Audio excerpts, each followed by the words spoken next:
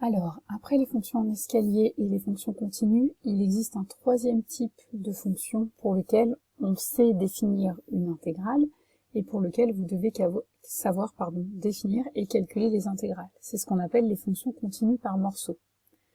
Donc ça va être un mélange en fait entre les fonctions en escalier et les fonctions continues. En gros, ça va être des fonctions qui vont être continues en escalier.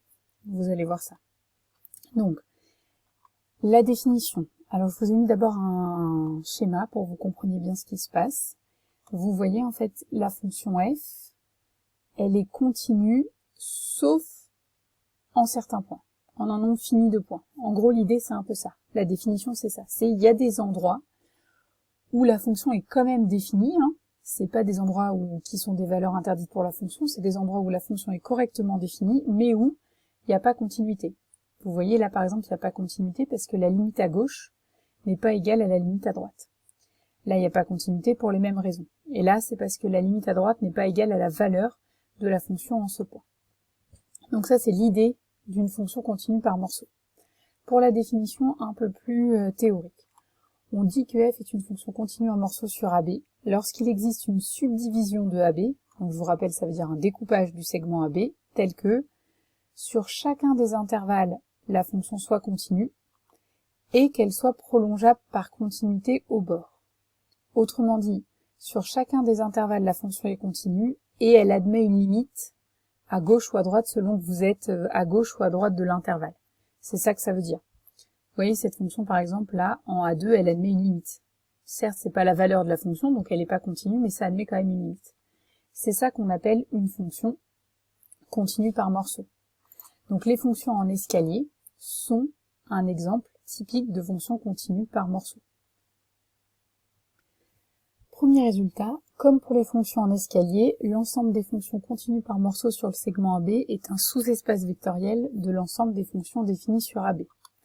Autrement dit, la somme de deux fonctions en escalier est encore de deux fonctions continues par morceau, est encore une fonction continue par morceau, et pareil pour toute combinaison linéaire.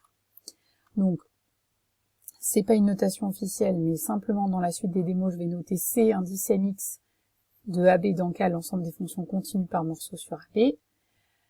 La fonction nulle est une fonction continue, donc en particulier c'est une fonction continue par morceau, en prenant comme subdivision le segment tout entier, donc cet ensemble est non vide.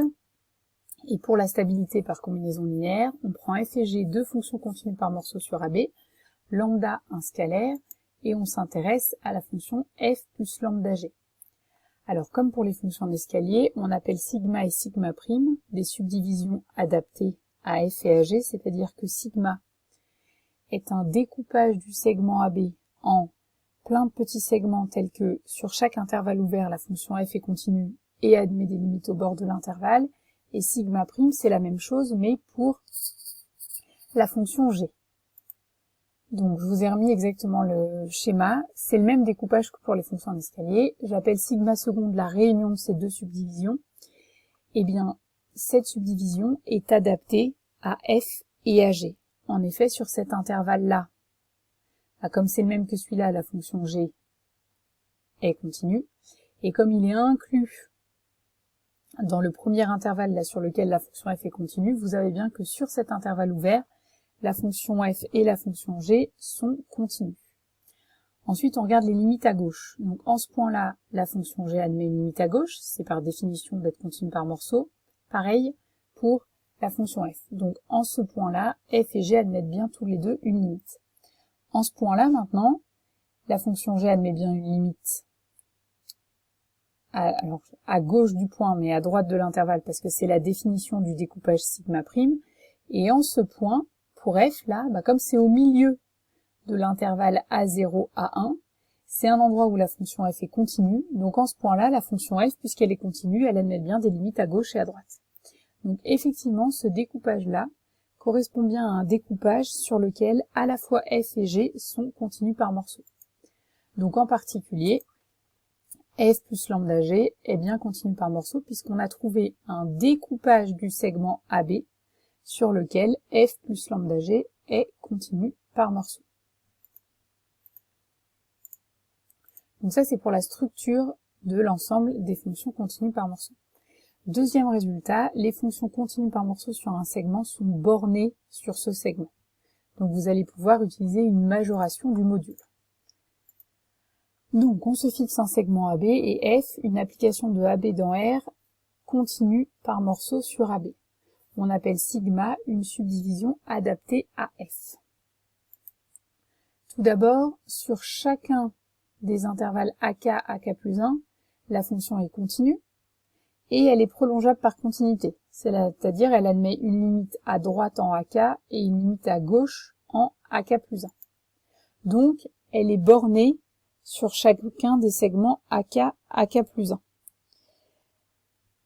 Donc, si on prend le maximum de tous les majorants, puisqu'il y a un majorant par segment, si on prend le plus grand de ces n majorants, on obtient bien un réel qui va majorer f sur tout le segment AB. Donc les fonctions continues par morceau, elles sont bien bornées. Attention, elles sont bornées sur le segment, mais les bornes ne sont pas forcément atteintes. Par exemple, dans cette fonction-là, ici, la plus petite valeur, c'est la valeur ici, elle est bien atteinte. La plus grande valeur, elle est également atteinte, mais vous imaginez que si cette fonction-là, en fait, c'était pas définie et que la valeur était là, bah, la plus grande valeur, ce serait la limite, là, quand on se rapprocherait, mais elle serait pas atteinte par la fonction. Donc, vous faites attention à ne pas confondre ces résultats avec le même résultat qu'on a vu pour les fonctions continues, qui dit que toute fonction continue sur un segment est bornée et atteint ces bornes. Ici, lorsque la fonction est simplement continue par morceau, on ne sait pas si la borne est atteinte ou pas. Ça peut l'être, comme c'est le cas sur schéma, mais ça peut aussi ne pas l'être. Je vous encourage à essayer de dessiner une fonction continue par morceau dont les bornes ne sont pas atteintes. Donc vous faites vraiment attention de ne pas confondre ces deux hypothèses.